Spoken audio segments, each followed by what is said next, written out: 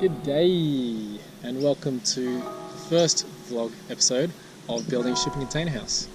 The reason why I'm starting to film today is because we're getting ready to add the second two containers onto our half-finished container house, which will be our kitchen and living room. So I wanted to start filming from the beginning just so you guys can see the process from getting the site ready, bringing them in, fitting them out, and how you end up with a container house. The only changes since the last video I made, which was ages ago, is that most of the external of the container house has been painted. One of the windows did fall down in a storm and I had to put in a new one, paint it up, which will be the new colour, is that sort of dark grey. Today I'm marking out where the containers are going to be according to the plans that we have already had for a long time. They haven't really changed very much, where the new containers are going to go.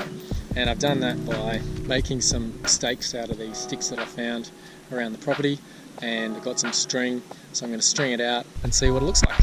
As you'll see on the plans, what we've already built so far is two containers, which is our entry, our study, the toilet, the bathroom and the bedroom, and we have this camping annex as our temporary kitchen and living room, so to speak.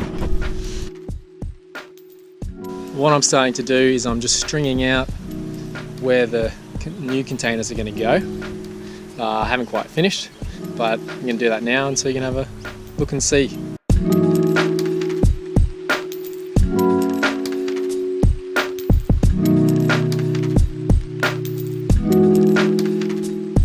Alright, so that didn't take too long. Sorry about all the background noise. We've got some neighbours doing some chainsawing and neighbours doing some lawn mowing, so hopefully you can hear me alright. But so I'm just out the back now, and what you can see is the existing container. This is the bedroom side, or the west side of our containers. 2 meters in, we got the first stick at the same level as the bottom of the container, and the string runs across behind our little shed, and I've roughly got it at, oh, I'm actually a fair bit off, 5 meters, so I'm going to have to move this across a little bit. But the idea is that this is going to give us a brief idea of containers coming out to about here and going all the way out to this corner here, about 6 meters or 20 foot to this point, and then from this top end of the container, which is the entry and study, 2 meters out this way. And it's going to give me also a general idea of how much I have to dig out to put in our foundation blocks and where they have to go. So one's going to have to go halfway through here, and big one in the corner, and one in the corner, and the same over that side.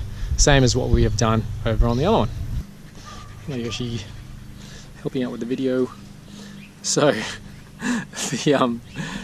the foundation blocks are made out of pine wood sleepers that are treated, and they've been stacked up in a fashion and bolted together to make blocks. And the one that goes in between is a little bit more substantial because it is holding the weight of 2. So we're going to have them again over on the other side.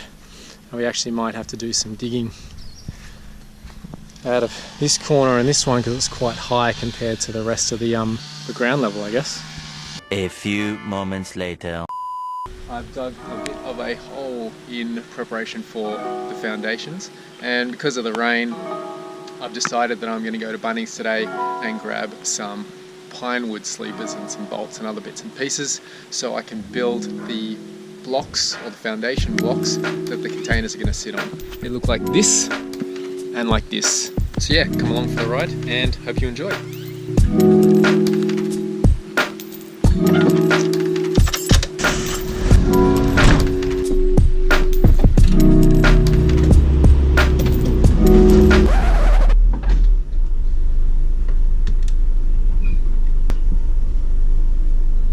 I'm bogged already.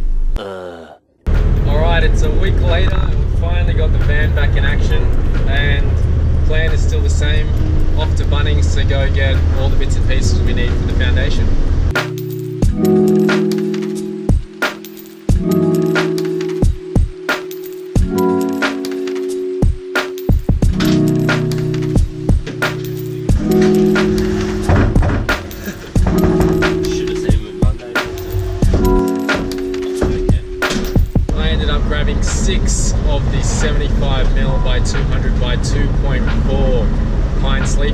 So the 50mm treated pine sleepers are going to be for a little retaining wall, just to hold up a little bit of that dirt that I had to dig into for the foundation. And the 75mm treated pine sleepers are obviously going to be for the blocks that the containers are going to be sitting on. So to hold the blocks together, I bought these hex head timber screws. They're 90mm long. And for the little retaining wall, I just bought some of these 100mm galvanized bolts. So when I get home, I'm going to have lunch and then start putting the blocks together.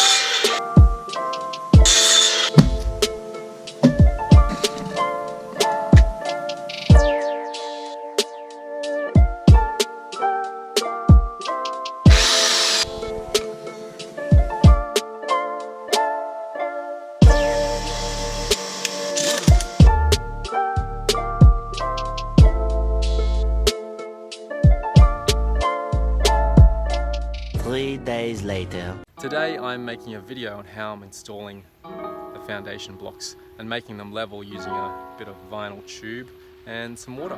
So here's one I've installed earlier, and I was able to make it level not so much by using these bits of string, which were the guideline, but using this bit of vinyl tube, and I'll show you how I'm doing this corner. So the tube has water in it. As you can see here, the water level is right there, so it's a little bit above the foundation block that already exists from the existing container. So as you follow it down,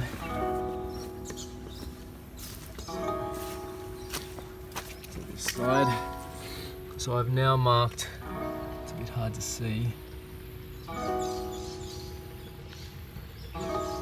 but the level is up there. So if I wanted to make this perfectly level, all I have to do is travel back over here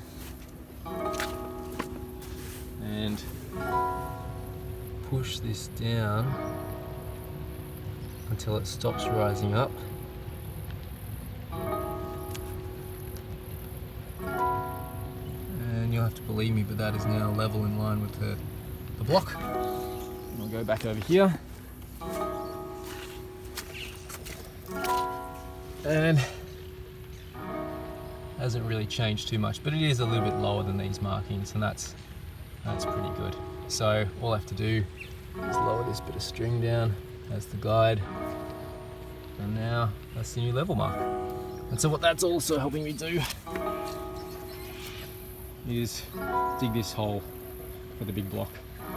Yeah, so I'm going to go around and do each one using the same method. I've got one over here I need to do, and then I should be able to do this one in the corner over there, but sadly we're going to have to move our temporary kitchen before we put in this block and the block that you can't see, which would be behind there.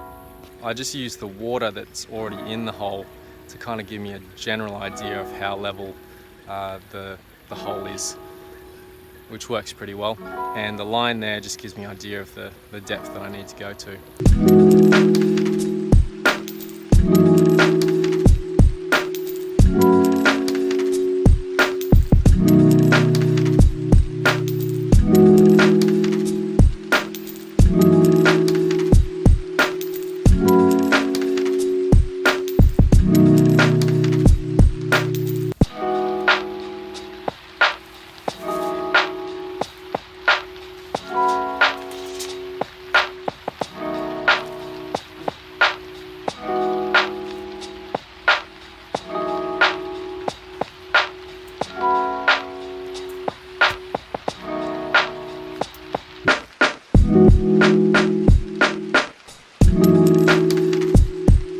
After giving it a bit of a wiggle, you can see that the level isn't perfect, but it's near enough. And same this way, not perfect, but that one's actually better. Let me cross that way. yeah, that's how we do one. Gonna do the next corner over here, if you can see that. Yeah.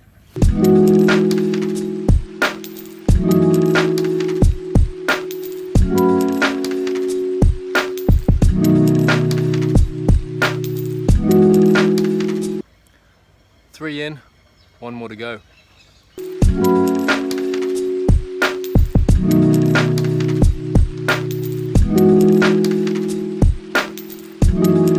This one's done and I'm gonna get started on the next one. Actually, even though it's kind of blocked, it's better to get started on it and finish it later. Yeah.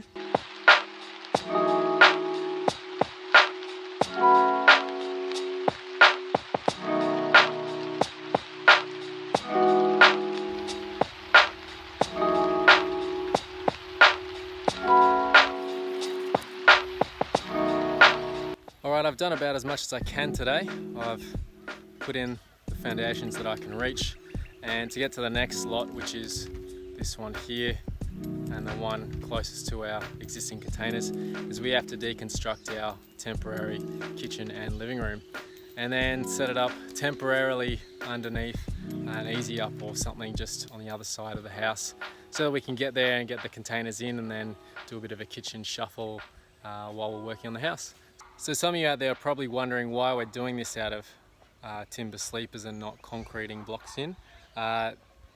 If you don't know already, probably because I haven't said so, but this container house is actually a demountable. So the idea is that this site right now is actually the temporary site for this container house, and eventually one day we're going to buy a block of land and we're going to separate the whole thing into 4 pieces, travel it to wherever that block of land is and put it all back together again. So technically this is a container demountable, but it will be a container house one day.